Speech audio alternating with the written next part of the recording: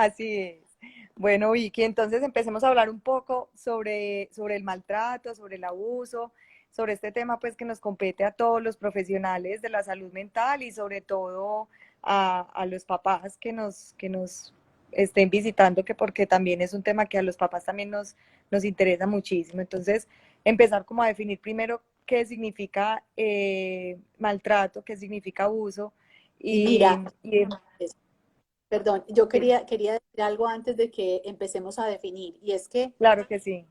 cuando yo era estudiante de medicina, es decir, antes estudiando pregrado, uno Sí. encontraba el tema de maltrato en los libros de medicina y sobre todo en los libros de pediatría, uno lo encontraba como cuatro lineecitas, un pedacito al final de un libro de pediatría. Mm. Nunca se hablaba del tema porque la ropa sucia se lavaba en casa, eso era lo que se decía. Es decir, todo lo que tenía que ver con abuso sexual, todo lo que tenía que ver con prácticas de crianza violentas, entonces todo eso no se tocaba. Era un tema que existía, que estaba allí, siempre ha estado ahí desde la historia de la humanidad, pero que nunca se tocaba por fuera de las cuatro paredes de la habitación de la persona.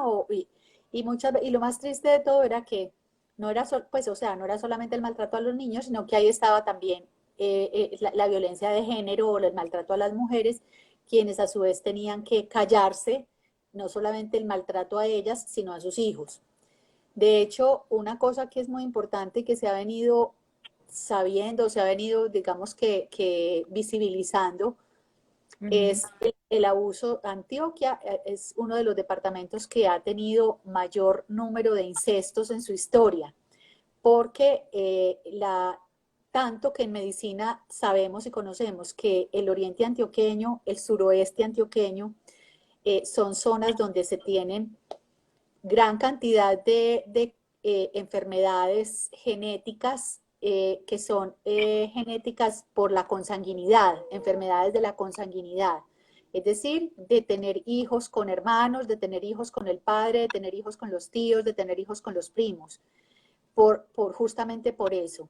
Y son enfermedades propias de la consanguinidad que hoy se sabe, porque de hecho había una cantidad de hijos de una familia donde no eran hijos del papá y la mamá, sino que eran hijos del papá y una de las hijas, y la mamá lo asumía como hijo de ella.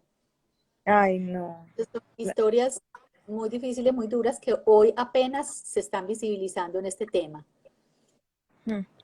O sea que pues viene desde hace mucho tiempo y como tú dices, Vicky, no nos lo no nos explicaban en las universidades, no nos lo enseñaban, pasaba de largo, sabíamos que existía, pero pasaba de largo y ahora es que se está haciendo visible pues como todo este tema de maltrato y de abuso. Yo pienso que en la medida en que la mujer ha venido dando como esta pelea por su autonomía, en que las mujeres vienen dando esta lucha, porque es una lucha por sus derechos, entonces los niños nunca van a pelear por sus derechos, porque los niños pues simplemente dependen de los adultos, pero las mujeres que han venido peleando por sus derechos de alguna manera también han puesto en la mira todo lo que sucede al interior del hogar, con ellas y con sus hijos. Ujú.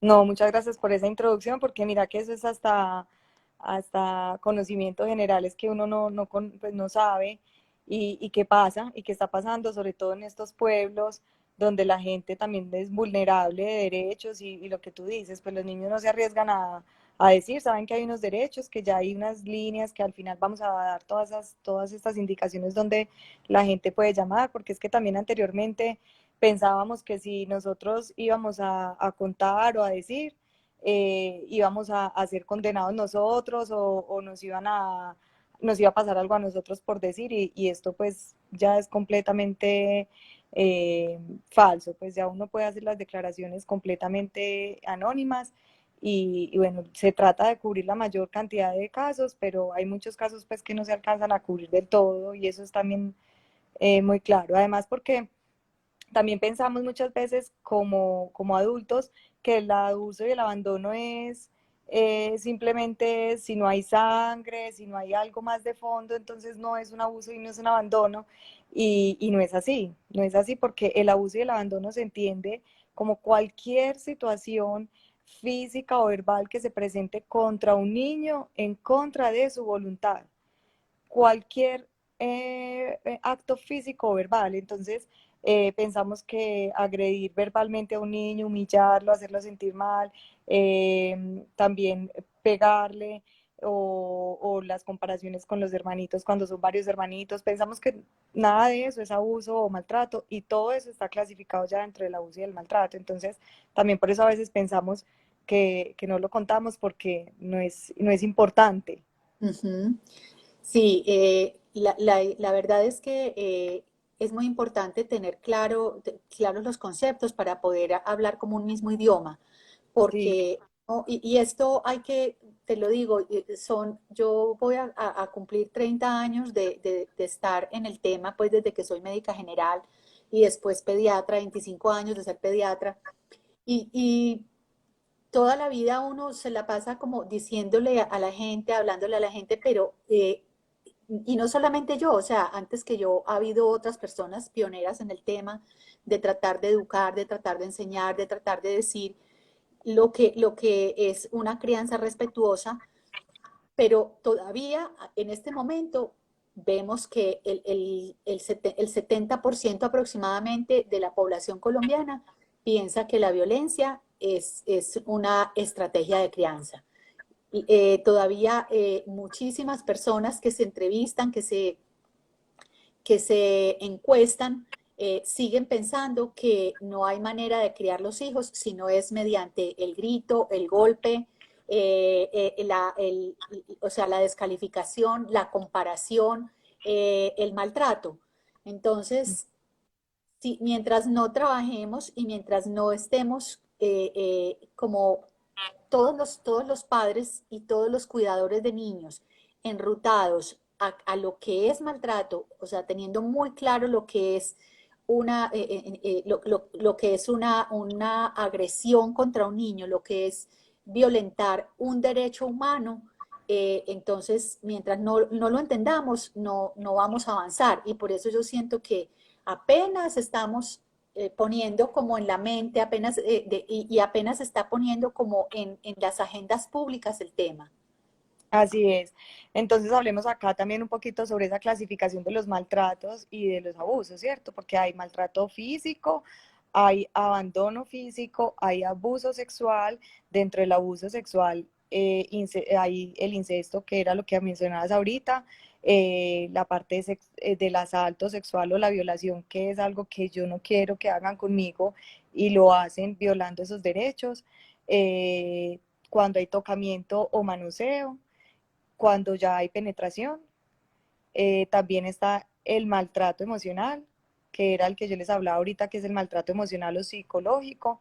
También Ujú. está el abandono emocional, el maltrato institucional, porque encontramos que en las instituciones también hay maltrato institucional, y el ciberacoso. Entonces hablemos de cada uno de ellos, eh, como a grosso modo, para que los que nos están escuchando pues entiendan un poquito estos conceptos.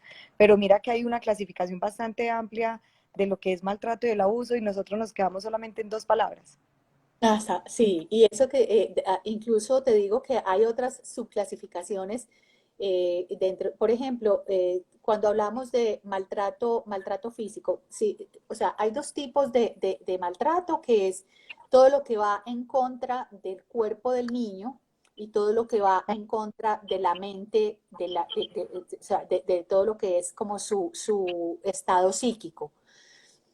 Pero siempre que hay maltrato físico, también hay maltrato psicológico. Siempre que hay abuso sexual, también hay maltrato psicológico. O sea que el maltrato psicológico siempre acompaña a todos los demás tipos de maltrato, a todos. A todos, exacto. Además, porque perduran el tiempo. Hay tres Exacto. heridas de infancia que nosotros cuando estamos adultos tenemos que sanar, y es la herida del abandono, la herida del abuso y la herida del maltrato. A veces entendemos ese abandono Ah, pero a mí nunca me abandonaron, yo siempre viví con mi papá y mi mamá. Pero ese abandono es también cuando papá y mamá no estuvieron presentes todo el tiempo o esa figura significativa. Ahí hay una herida que no se ve inicialmente durante la infancia, pero en la adolescencia o en el momento en que, en la adultez, en el momento en que empezamos a establecer nuestras relaciones interpersonales, ahí salen esas heridas. Y ahí es cuando nos damos cuenta que en realidad sí hubo abandono, abuso o maltrato en nuestra infancia de alguna de las maneras que tú estás mencionando, o verbal o física. Mira, hay una frase, la peor soledad es la que se da en la presencia. Entonces, es una soledad que es dolorosísima porque la persona está allí y no solamente es su ausencia, sino esa manifestación de no querer, porque una persona que se va y te deja, tú siempre quedas como con la expectativa de que va a volver, de que de pronto fue que no pudo, de que de pronto, pero no que no quiso.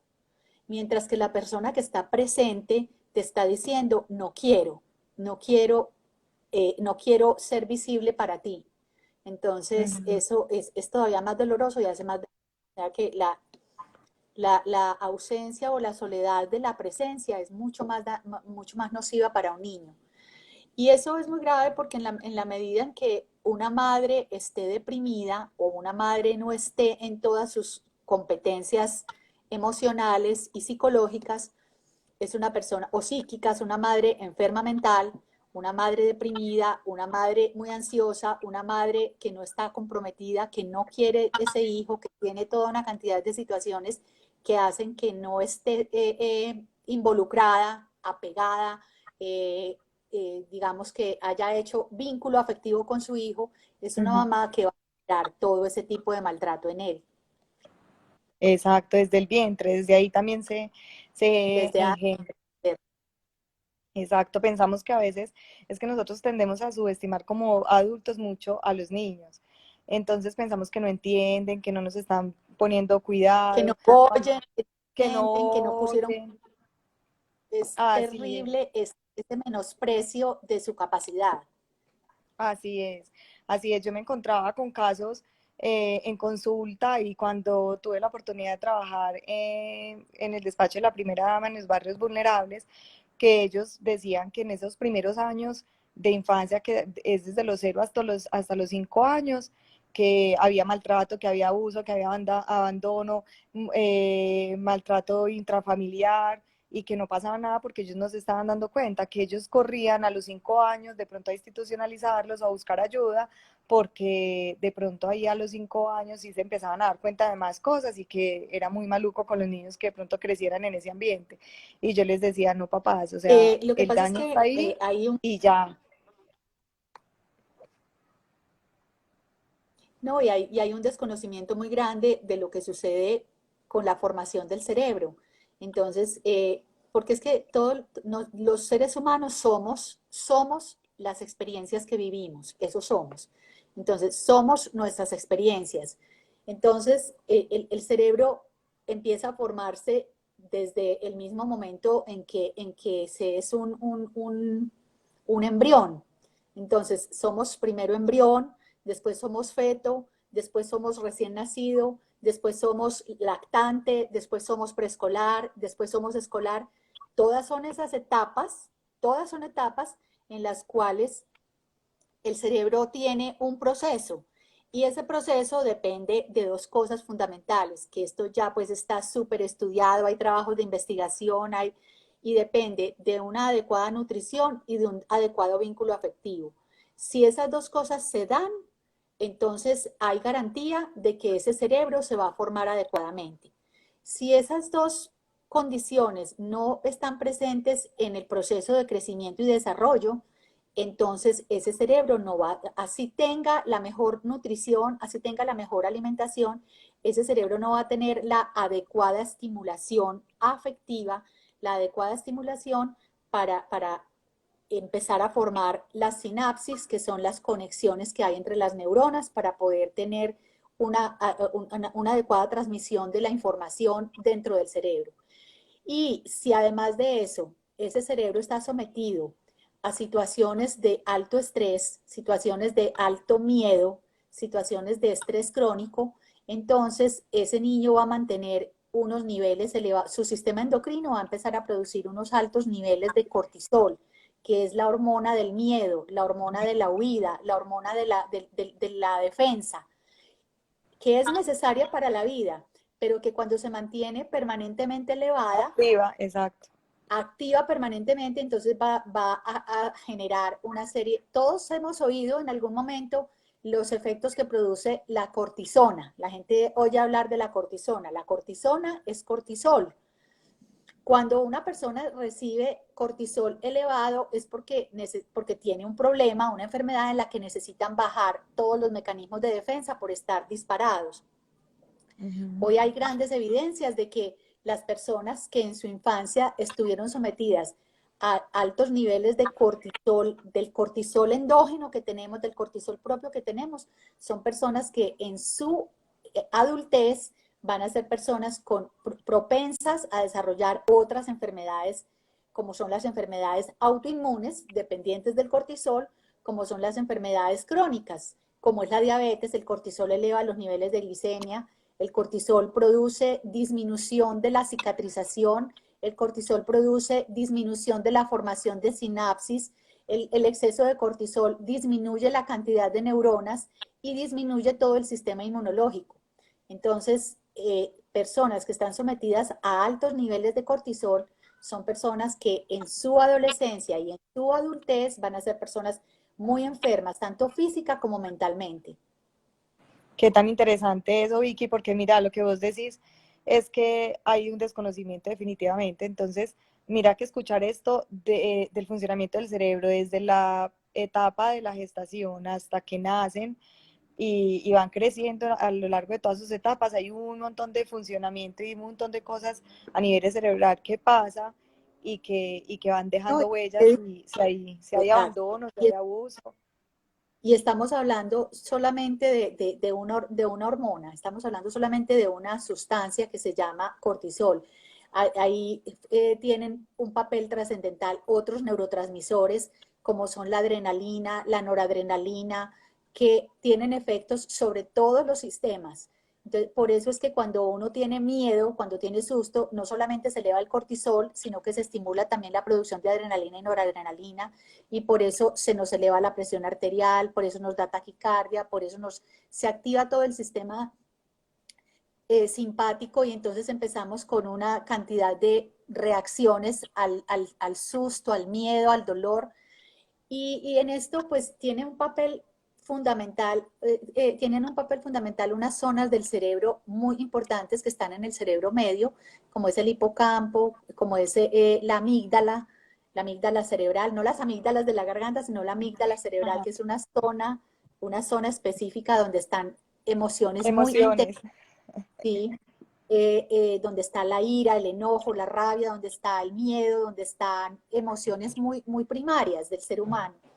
Y, y allí es donde se aprende, si no se establecen por medio de las experiencias y del buen trato, no se establecen conexiones con la corteza frontal, con la corteza que es la que modula, entonces son personas que van a estar permanentemente, todas estas, y si esto lo miramos desde la teoría del apego, todas esas personas que tienen unos apegos inseguros, unos apegos absolutamente desordenados, sin consistencia, sin seguridad, sin tranquilidad, son personas que igualmente se van a comportar durante toda su vida de una manera completamente desordenada.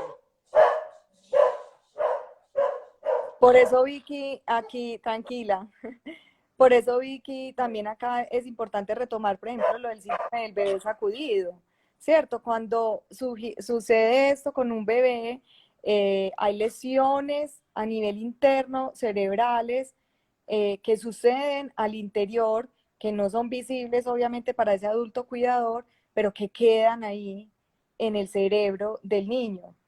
Y esto a largo plazo tiene problemas, dificultades. Mira, esto ha sido tan importante, o sea, desde las neurociencias, estos descubrimientos y estos trabajos de investigación que ya hay muchísimos, han sido tan importantes que han venido cambiando todo lo que tiene que ver con la crianza. Han venido cambiando todo lo que tiene que ver con las necesidades básicas de los bebés y de los niños en sus distintas etapas. De hecho, pues a mí que tengo muchos más años que tú, me tocó en mi época de ser mamá que me dijeran cosas como, por ejemplo, que a los niños había que enseñarles a comer de todo, así no les gustara, que a los niños había que enseñarles a dormir solos, así lloraran y así no les gustara. Lo que pasaba era que, pues uno, afortunadamente, yo digo, en mi caso, afortunadamente yo tuve eh, una acompañante que fue mi mamá en ese sentido y ella era, digamos que era como, fue mucho más moderada, a pesar de que era algo innato en ella, porque ella no tenía este conocimiento, yo tampoco lo tenía, y había pues, era un momento en el que estaban apenas como investigando sobre todo esto, y era decir, no, pero qué pesar dejarlo llorar, qué pesar dejar un bebé llorar hasta que se duerma, hasta que se canse, y aprendí también que es que cuando las mamás dicen, no, es que es mejor que les dicen a las mamás, déjelo llorar para que no se resabie. ¿Cómo que no se resabie? Entonces yo hoy en la consulta les digo, mire, es que los bebés pasaron 9 meses mecidos por usted. 9 meses estuvieron dentro del vientre y mientras usted caminaba lo mecía. Mientras usted caminaba y se movía, él estaba acunado y balanceado. Entonces, ¿cómo no va a llorar cuando Ujú. nace y usted lo deja abandonado sobre una cama? Él está extrañando ese balanceo que tuvo durante 9 meses, está extrañando ese latido cardíaco que tuvo durante 9 meses encima de él. Afortunadamente, cuando ya yo cuando quedé en embarazo por primera vez y tuve mi primer hijo, tuve una persona o sea, mi ginecóloga fue una persona que había leído mucho sobre el tema y ella me hizo un regalo que para mí fue valiosísimo y fue justamente, es un libro que se llama La vida secreta del bebé antes de nacer. Y, y muchísimas cosas que leí me hicieron pensar que no estábamos, que muchas de esas indicaciones que venían por tradición no eran, no respondían a las necesidades de ese niño. Qué belleza, súper lindo el libro, muy lindo. Pero, ¿sabes qué, Vicky? No creas que eso era de hace tiempo, eso viene, en este momento también hay pediatras que todavía dicen, déjelo llorar, no lo coja, no lo abraces, que lo malcría, es que entonces lo está sobreprotegiendo mucho. Entonces, o sea, no es que venga desde hace mucho tiempo, ahora también escucha uno mamás y papás confundidos porque como ha venido revolucionando tanto todo este tema de la crianza consciente y respetuosa, todo el tema del apego, entonces están confundidos porque, bueno, mi pediatra me dice esto y vos sabes que inicialmente una mamá, ¿a quién acudes? Al pediatra. Sí, pero yo pienso que sí, es muy importante que uno le diga a las mamás, mire, uno puede acompañarte con pautas,